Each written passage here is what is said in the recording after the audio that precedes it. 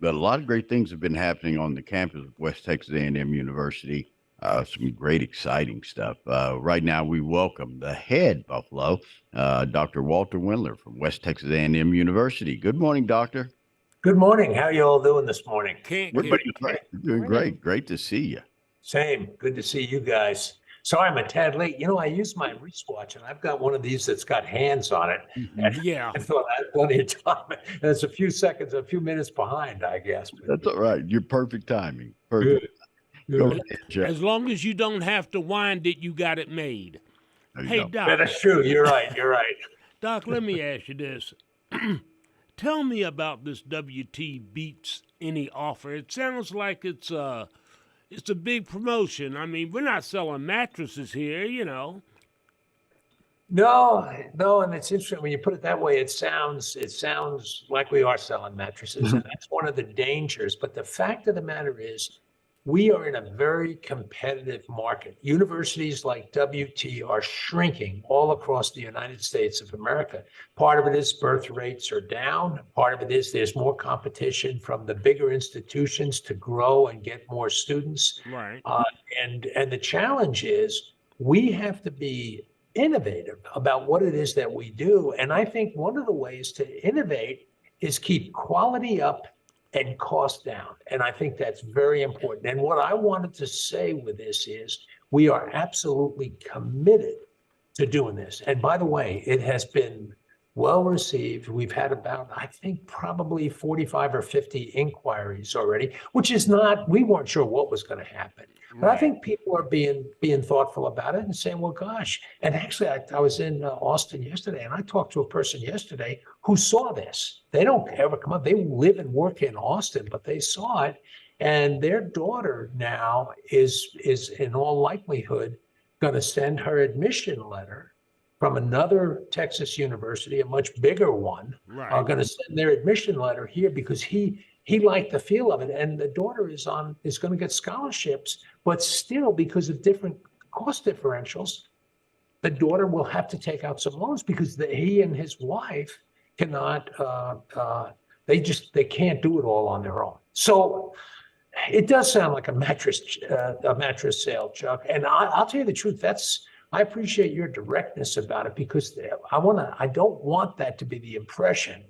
And we're not desperate, but what we are is very proud of what we have to offer here in West Texas. This is a very fine university. And if somebody says, well, you sound like a cheerleader.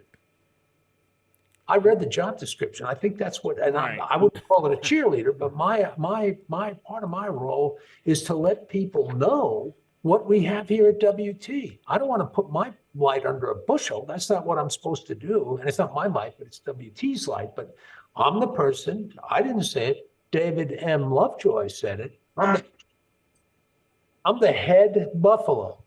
Right. The top. Yeah, you are. Okay. Well, another thing I noticed, and I saw a report on this, is the WT was gifted with a very generous gift, and that came from Amarillo National Bank. Tell us about what's going to happen with that. Okay, the ANB gift, and by the way, you're absolutely correct. It is a very generous gift, and we're very thankful for it. And it's important to us because Amarillo National Bank hires a lot of our graduates. The vast majority of the people that work at ANB are graduates at WT. And what attracts me about this gift, it demonstrates confidence in ANB that we're doing a good job. In other words, it reinforces this idea that we just talked about, that we're a good place to get an education, and there are good jobs that can follow from that. So that gift was $3 million. It's to name the school in the Paul and Virginia English College of Business. It is to name the School of Accountancy, Economics, and Finance. And I'm looking at my note here because I have to remember to keep those things in the right order. But it's $3 million to name that, and there'll be some faculty positions with endowments. There'll be scholarships, and I think it demonstrates a level of confidence in WT from a very prominent local enterprise, ANB is the largest, if I understand correctly, I want to say this carefully, but this is what I think is the case, the largest family-owned bank in the United States of America. It's right here in Amarillo, and it's Right. family-owned. I think that's a very powerful kind of regional commitment and something about the nature of how we do business in the Panhandle. And I'm very I'm humbled by that and very appreciative of it.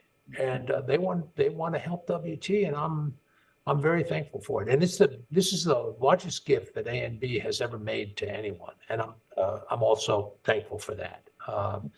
So I think these are important indicators that we are achieving quality in the work of what our faculty do. We have a tremendously gifted group of faculty and staff and administrators. I think the whole of us working generally together. It's not that we don't live in a perfect world, and things happen, but that's the nature of it. And we're very excited about that gift. It's going to make a lot of, I think it's going to make a very positive difference on our campus. So we're excited. It kind of ties in with, we were talking about the One West initiative that you guys started, building an endowment basically for the university for future generations. The number keeps growing. Did you think it would be this well received when you walked into this, when you decided to put this together? Because it's just amazing what, out of the generosity of the community, has done for WT with that One West program. Is this what you imagined when you put this on the table?